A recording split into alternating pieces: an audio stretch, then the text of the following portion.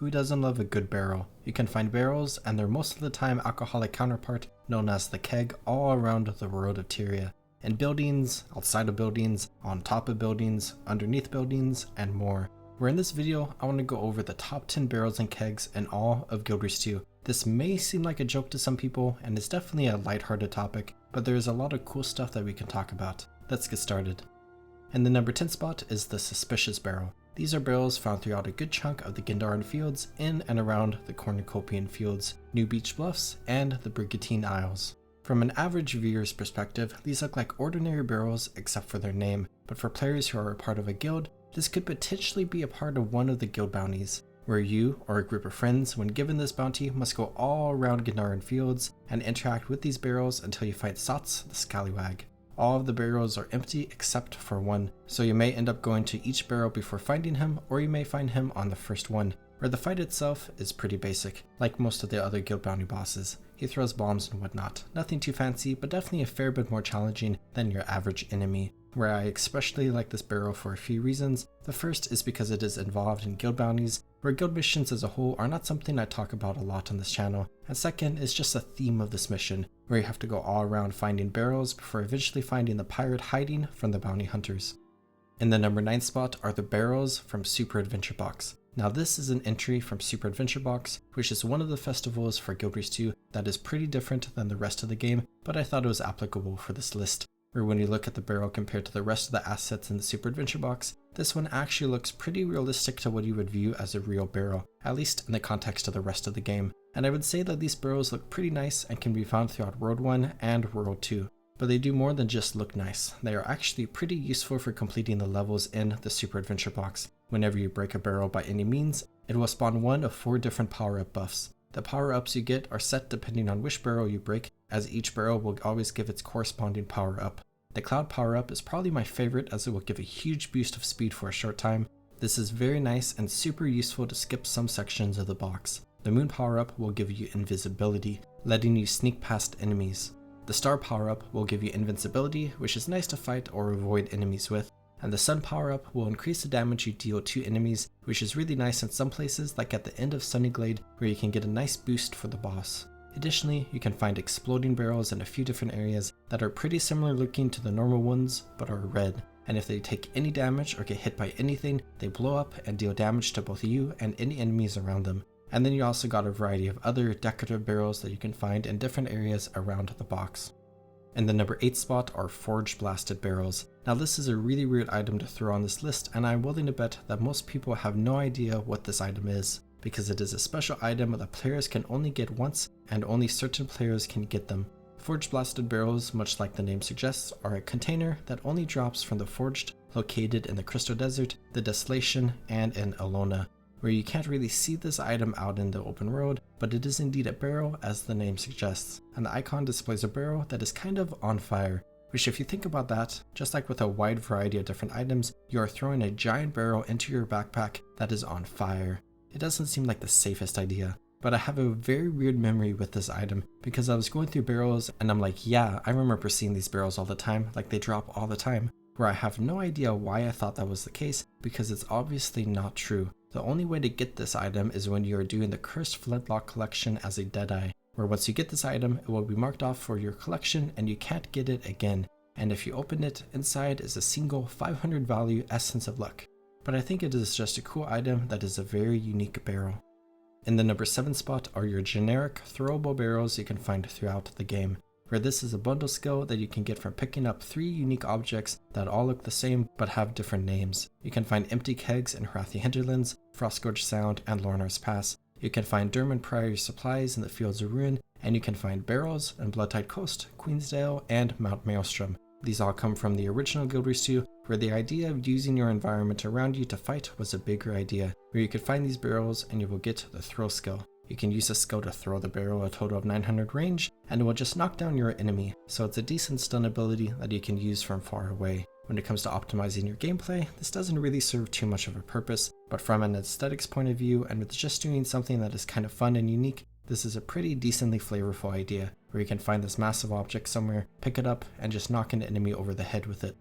In the number 6 spot are Burning Oil. This one is pretty unique compared to the others on this list as it is siege equipment. You can find them all throughout Road vs. Road as they are built atop the walls and overlooking the main entrances to the different towers, keeps, and Stoneless Castle. It serves primarily as a defensive tool to defend different locations against any attacks, where you can get on the burning oil and use a few different skills to deal damage, cripple enemies, or reflect projectiles. Where I absolutely love the idea of this, and it is such a cool siege weapon to use, but in reality it is super difficult to use because you put yourself in a super vulnerable position to use this item, where if you get attacked by 40 people attacking your tower or whatever, you will die. Additionally, while it deals a good amount of damage, it just doesn't cause a lot of damage to a massive group with good squad compositions, where you will often see people get on it and off it really quickly to just deal one attack to try to poke the enemy a little bit, where attacking squads will often target down the burning oils to just straight up remove them from the equation, where if a burning oil is destroyed, defenders can use supplies to rebuild it, which is often done after an attack when a team is refortifying a location if they successfully defend it. Looking at the barrel itself, it is super cool. It is a massive metal barrel attached to a chassis with flaming oil inside of the barrel that you can pour over your enemies, and overall this is just a unique thing that I like a lot, and it's a cool looking barrel. In the number 5 spot are Kevach's Kegs. These are kegs that are part of an infamous task located in Wayfarer Foothills. You have Kevach's Lodge sitting on this ice lake, and in the center of this area is a worm cave that you can go down into that has a bunch of worms, a hero challenge, some worm eggs related to an event, and a few other details. But you got a bunch of kegs in this cave that you can pick up and carry back up to the surface and hand to Voden, who is stacking the kegs in this cool pile that actually gets larger as you bring kegs. But the part of this task that makes it so infamous is how you can catch the kegs from Voden and hand them to Hodir, where near the front entrance to the lodge, you can find this marked circle that you can interact with to motion for Voden to throw a keg at you, where he will promptly grab a keg and throw it in your direction as is marked by the orange circle on the ground, where for a lot of people, myself included, it feels almost impossible to catch this keg, where at the end of the day, this mechanic is definitely not the best way to complete this task here because it is incredibly buggy. I remember catching kegs back in the day. I came here to mess around for a while to test a bunch of different things, so I could share a semi-reliable way to catch the kegs, but I still couldn't catch any because this entire mechanic is still super bugged nearly 12 years later. But I do appreciate these kegs just because of how infamous this task and mechanic is, plus they are cool, and I like how they stack up as players bring them out of the cave. Where I think this is a good opportunity to go over a piece of fun trivia, where the opening to kegs that you would use to fill or empty the keg is called a bung hole, where you would put a bung into the bung hole to close the barrel, which is the pretty funny name for the opening to a keg, but for anyone who doesn't know, this is also slang for a certain part of your body that is also an offensive word to call other people, which may be a word that some people may have called this task or the keg breaking at their feet. In the number 4 spot are the barrels from An Apple a Day. These are really fun barrels from the personal story, where An Apple a Day is the final mission for chapter 4 of the personal story for anyone who joins the Order of Whispers, where players are working alongside Tybalt Leftpaw to help Demi Beetlestone to flee from her father, Codicus Beetlestone, where Codicus sends out a group of Ministry Guard to try to apprehend Demi and return her to Kryda, but she defects to the Order of Whispers for safety and to provide what information she knows about her father, where it is up to the player, Tybalt, and other agents of the Order of Whispers to protect Demi and to defeat the Ministry Guards searching for her, where Tybalt is a fan-favorite character in Guild Wars 2 that a lot of people love. And a big part about his character is the concept of apples, where he is obsessed with them and often disguises himself as an apple seller. And during the final mission, Tybalt laid a trap for the Ministry Guard involving these barrels, where the barrels are a pretty cool and unique model compared to a lot of what we have explored on this list, and inside of the barrels are a ton of apples. But of course, the apples are covering a bunch of explosives that are detonated into a fiery burst as the Ministry Guard approach them, where I think the model of the barrels are pretty cool, and I like how you can see a bunch of apples in them, and the story going on here is a nice touch. In the number 3 spot are oil barrels. Now this is a super fun barrel because you can actually find it in multiple locations, but I'm willing to bet most people will recognize them from just one. Where to look at the barrel itself, it is a pretty average and decent barrel model that just looks cool, but many players will recognize this barrel from Thunderhead Peaks, where it is a part of the story mission Resonance during Living Road Season 4, Episode 5, where some people don't like this mechanic, but I enjoy it a lot, where you have to take these oil barrels and pour the oil on the ground to make a path of spilled oil from tanks to the oil vents near the tanks, where if a puddle of oil is in front of the vent will detonate it, and the oil will cause a chain reaction to other puddles of oil touching it, so you can set up a long path that will all get blown up by the vent. And I just love this vibe, and this is a pretty fun mechanic. But this is actually a repeated mechanic from an earlier update in Guild Wars 2 that I didn't even realize was a part of that update until recently. Going back to Living World Season 3, Episode 5, you can find these oil barrels in Heathen's Hold and Draconic Mons, where these oil barrels play a part in the Help the Prisoners task, and you do a very similar thing. You can grab an oil barrel and start laying down a trail of oil from a pile of cannonballs to any nearby lava or fire, which will ignite the oil and cause a chain reaction all the way back to the cannonballs. Most of the time, when I come through this area, I just kill a ton of mercenaries and free some prisoners, but blowing up the cannonballs is another way you can complete this task, and it is a pretty fun idea.